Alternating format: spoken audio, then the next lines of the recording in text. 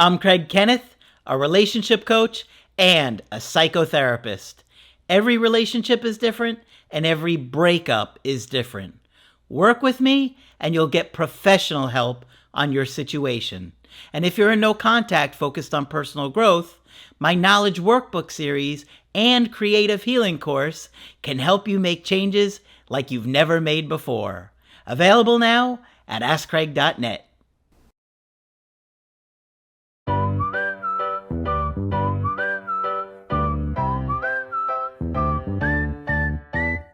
Hi there, I'm Coach Kenneth, and in this video I'm going to be talking to you about one major way that your avoidant ex will test you and how to handle it.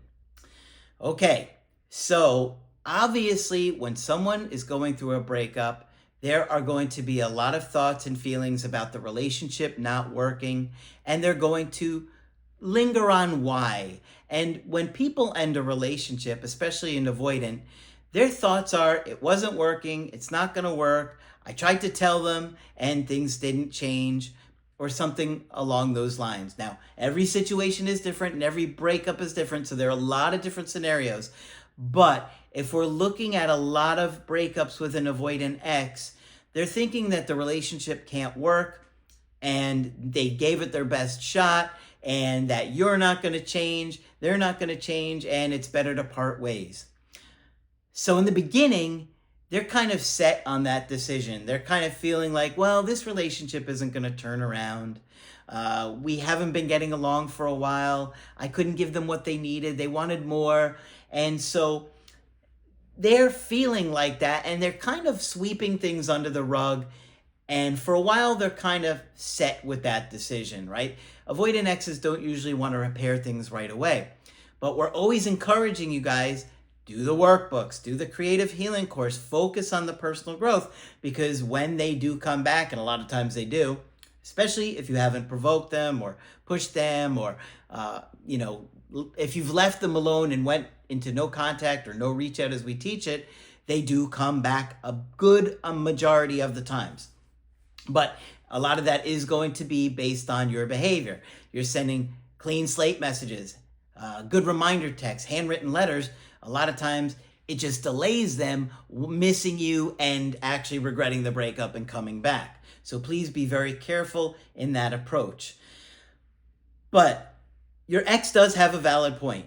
They were unhappy for whatever reason, and I'm not going to say it's on you or on them. It's probably on both of you. Nobody's perfect. And a lot of times we get caught in this anxious avoidant trap.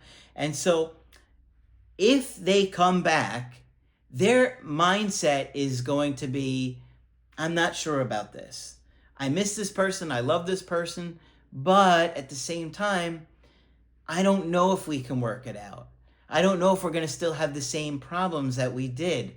So many times, they're going to try and provoke you. They're going to do things to test you.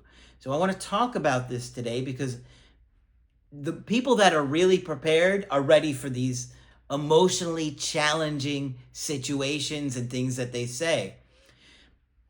I know you're beating yourself up on the mistakes that you made, but we've got to focus on what you're going to do to correct things in the future, okay? So let's just talk a little bit about why they're doing this. Why is an ex provoking you? Why would an avoidant ex come back just to provoke you? Well, you have to understand that people don't wind up avoidant if their life was good, if their childhood was good. I don't care what they tell you.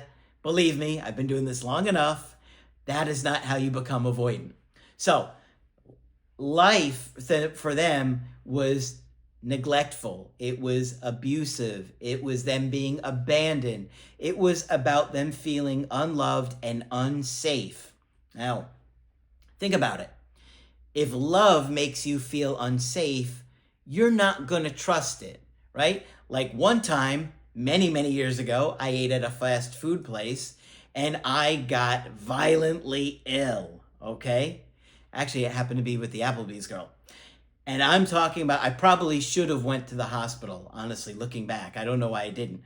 I was very, very sick. And since that time, there's only one thing on that menu that I will eat. Okay, I don't want to say what it is. I don't want to put it out there, but it's something that you can't mess up. Okay, it's not any kind of meat. It's just like something basic on anybody's menu. So that place doesn't feel safe to me because it was traumatic. So that was just one time, and I don't want to eat there anymore. But if love feels that way, you're going to be like, I don't know if I could trust this. Like, if I went to that restaurant, I would be like hard pressed to try something and eat it other than that one thing on the menu because it was so traumatic for me. I just have a hard time trusting it. Okay. So love is kind of a similar thing for an avoidant. They are not sure that they can trust you. They're not sure if they come back that you won't do the same things that you did before. Now, again, I'm not trying to say that it is all on you. It's not. It's on both people. However, if you're the one that wants to repair it with them, you have to take that into consideration because they kind of have the upper hand when you're the one wanting it and they're not sure.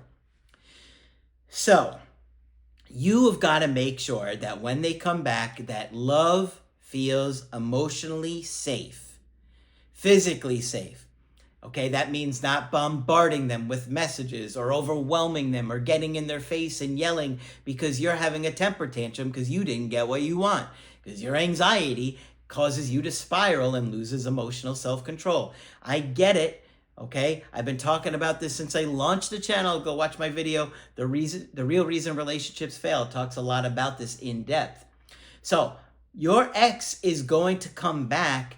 So when your avoidant ex comes back, they're going to dip their toe in the pool and make sure that they are feeling emotionally and physically safe.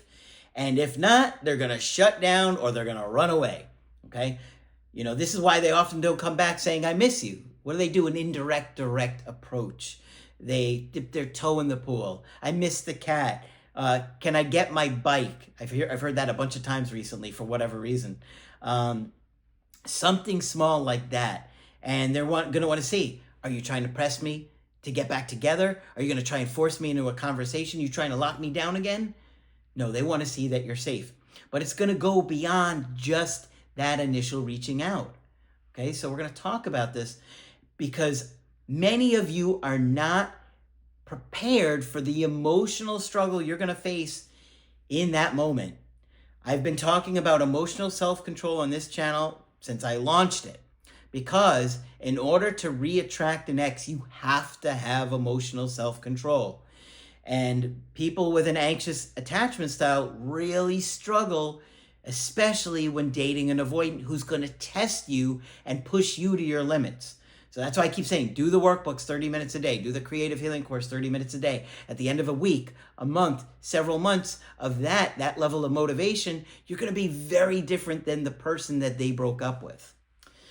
So I've got an update from somebody that is getting tested by their avoidant ex right now. I did, I think, a couple Skypes with this person. Oh, I should call them Zoom calls now because now we're doing Zoom calls and people are liking it. Because it makes it a little bit simpler where you guys just have to click on the link at the start of the call. But we're doing Zoom. So they said, hey, Coach Craig, I want to update you on our Skype that we did last month. I have to give you full credit on a lot of what you predicted coming true. Before the call, I had honestly been terrified that things had gone so badly and I had made a mess of the breakup. But I felt much better after we discussed everything and we came up with what to do. For everyone watching, I am 28 years old and my girlfriend is 27 and we have been together for 3 years. I had no idea that my ex was avoidant or even what that was until I found your channel. My girlfriend and I used to argue the most when she would shut down and pull away. I would get upset if she needed time alone, and she seems to need a lot of alone time, but is a homebody by nature. I had no idea that if I understood her needs and just had emotional self-control, many of our issues would have improved. Yes, okay? Now, I do believe an anxious and avoidant can have a healthy relationship. When you heal your attachment issues and you become less anxious and more understanding, even if they don't do the work, you're going to put yourself in a much better position to turn it around and have something healthier with them, because you are cutting off a big part of the problem in that cycle. Now, ideally, I would love to see them in therapy, getting help and working on those issues. Ideally, that would create the best situation for you. However, many of you that are anxious want that particular person, and I totally understand. Some people will say, don't do it, don't be with an avoidant. Well, sometimes you just love somebody, you know that's your person, and you're willing to sacrifice to be with them. Now that's up to you, because you each get to make your own decisions and live the lives that you feel are best for you.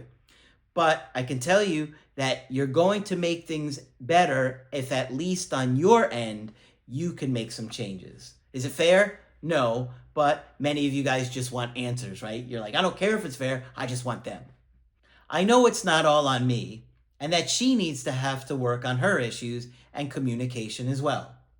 But me having a clearer understanding of love has truly changed how confident I am and have felt. I've been working on the creative healing course, and it has been changing my life. I'm starting to understand myself and my ex better than I ever have. My ex broke up with me about 5 months ago after I kept pressuring her and pushing to see her more. I was insecure about our connection, and she felt like I kept pushing for more, and it only made her want less. Eventually, I can see that it made her lose attraction for me. I did some begging and pleading, but a friend of mine recommended me to your channel, so I was able to go into no reaching out very quickly. Yes, please share us with your friends and your family, and make sure you hit the subscribe button and hit the little bell icon. I don't even know why YouTube makes us do the bell anymore. Just subscribe and send us to the people, but they want you to hit the bell for some reason. My ex did one reach out after about 3 months about a bike I had of hers that she barely used. For some reason, I have been hearing about the bike a lot lately. I don't know why. I feel like it's happening a couple times a week. However, she did not follow up on it. Interesting, right? She asked about the bike, and then she doesn't follow up, and I don't know what it is with the bike lately. There's something in the universe, but a lot of the times when they follow up about the bike, they don't pick it up right away. I swear, I cannot even tell you how many times I've been seeing this bike issue lately. If you've had a bike issue, share it in the comments. Part of me wanted to tell her that I would just drop it off because the not knowing was killing me. I honestly felt kind of hopeless. This is how a lot of you guys feel about that bike situation, where you're like, I just want to drop it off because I don't want to sit and wonder about it anymore. But that is you not being able to sit with the anxiety, which is what I want you to work on in No Contact. We talked about everything, and I felt a lot more certain about how to handle my situation. LOL, as you say, every situation is different. Yep, every situation is different. He means in the call that we did. Every day had its challenges. There were so many days I felt like I would never hear from her again. She finally reached out to me about the bike again a few months later, which has been about a month or so now. I followed all the steps he mentioned to me in our call if she did reach out about the bike. When we met up, I was so nervous, but I tried to stay calm. Guys, I cannot tell you, please, this is so critical. Everything inside you is going to want to repair it and reconnect it on that initial meeting. Don't do it, man. I know you're gonna have a lot of cringe within yourself if you get too anxious. Believe me, I did it myself, and I talk about that. I've openly talked about that. Looking at some of that stuff, thinking about it, I'm like, oh man, what was I doing? But that's why I'm here to share this stuff. That was like 15 years ago. The internet, YouTube was barely alive at that point. There weren't really people talking about relationships and breakups and stuff like that. Few and far between at most. When we met up, I was so nervous, but I tried to stay calm. She came over and looked kind of dressed up. He noticed, because I told him some of the things to look for. I invited her inside, but she didn't seem too eager to stay. She slowly started asking me questions about how I was doing, and I stayed positive. She started opening up about how she missed me, that she had been watching my social media and asked if I was dating anyone. It was so hard not to say everything I had been feeling since we broke up, but I stuck to the plan. I took out a bottle of wine and poured us each a glass. Honestly, it was probably more for me than for her. But I just wanted to focus on listening, which I could never have done had I not done the work. But here's where she's really been testing me. She will reach out and reconnect with me, but then will disappear for about 3 days afterwards. She's testing. I don't chase. I'm in my masculine. I am scared, but staying centered. She will say something about wanting to get back together. Then when I say if that's what she wants, we can work on it. Then she says she doesn't know and pulls away for a few days. Okay. This is exactly what I'm trying to tell you guys. When you do the work, you're ready for this. But your ex is going to do similar things, but also different things to test you based on your relationship and your breakup. But when you're prepared and centered and you've done that work and you've worked on your attachment issues, you're going to be a lot more likely to do whatever it is in that moment to do something attractive. I swear it's exactly as you predict. I don't react like I used to.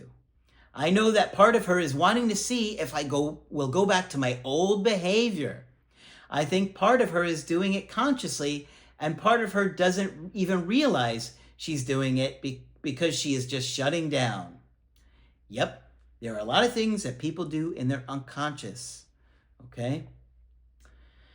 We have been seeing each other a handful of times, and when I don't react to her pulling away, she comes on strong again. The old me would have freaked out and demanded answers. But now I'm getting to where you want us to be, being fine with or without her. I think she's a fearful avoidant, and she has been doing some personal growth. She said that she appreciates my patience and sees that I have changed. LOL, Coach Craig, don't worry, I did not tell her I have changed. It's going better, and I feel like my growth and her growth can give us a real chance.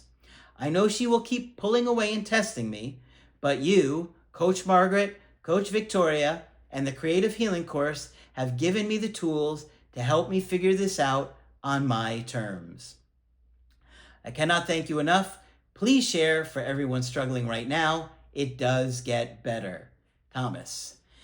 Okay, well, it's gotten better because you've done a lot of work and you're implementing it. We've gone over strategies. You've stuck with them. Your ex is testing you. You're not reacting. You're implementing all of the stuff that you're learning from the Creative Healing course into real time.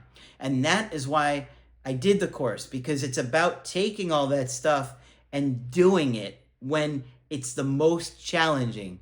Because please understand, when your ex pulls away, it's not going to be easy for you to implement all the stuff you've learned. That's when it's going to be the hardest. And when your ex says and does these little things like, I don't think we're ever going to get back together, but then they're acting like they will. If you're not centered, if you haven't done the work, you're going to mess up. You're going to lose emotional self-control. I've been doing this a long time, guys. I see what people do. I know what people are going to do a lot of times before it even happens.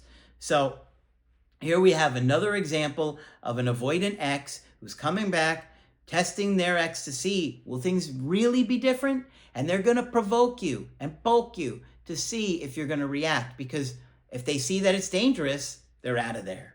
If they see that it's not going to change, they're gone. But if they see slowly over time, without pressure, that it's gotten better, they're going to start to feel comfortable and a lot more likely to lower their walls with you. Okay?